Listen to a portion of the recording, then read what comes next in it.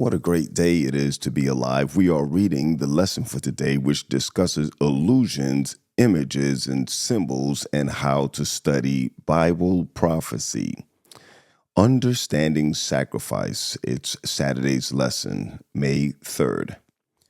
The memory text states, "And they sang a new song, saying, 'You are worthy to take the scroll and to open its seals, for you were slain, and have redeemed us to God by your blood out of every tribe and tongue and people and nation.'" Revelation 5 and verse 9.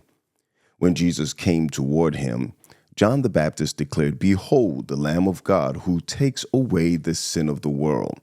This was an unmistakable reference to the idea of animal sacrifice, all of which pointed to Christ's substitutionary death in behalf of all humanity. In the Bible, we cannot escape the theme of animal sacrifice.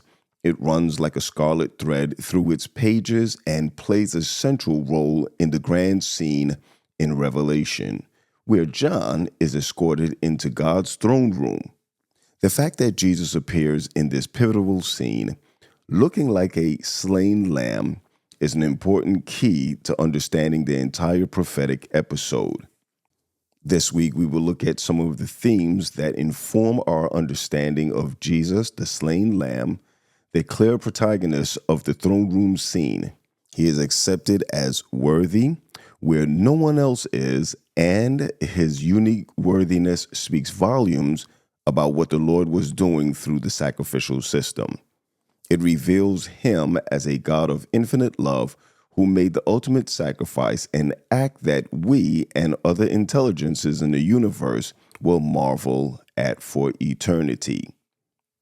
We go on to Sunday, futile sacrifices, May 4th.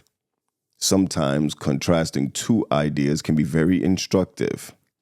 Much can be learned about the nature of sacrifice in the Bible perspective from when God actually rejected the sacrifices of his people.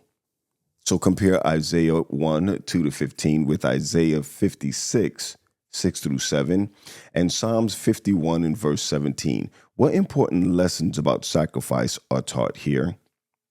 This tragic episode in Israel's history was not the first time that God rejected a sacrifice. Something similar happened near the beginning of salvation history when Abel's sacrifice was approved and acknowledged by God and Cain's was not. That early episode gives us another opportunity to contrast acceptable and unacceptable sacrifices. In Isaiah's time, Israel was going through the motions, mentally checking off religious boxes in a minimal attempt to appease God, all the while living as they please. Their sacrifices were anchored in self, just as Cain's were, and not in an attitude of surrender and submission to God. It is the same spirit that animates the kingdoms of this world, the spirit of self-sufficiency. Cain would live as he pleased and render mere ritual to God on his own terms.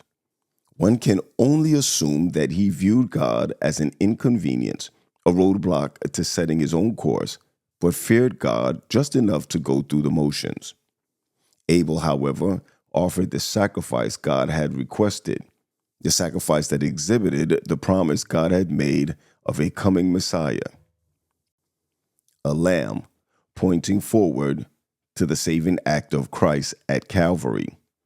Abel grasped the great principles of redemption.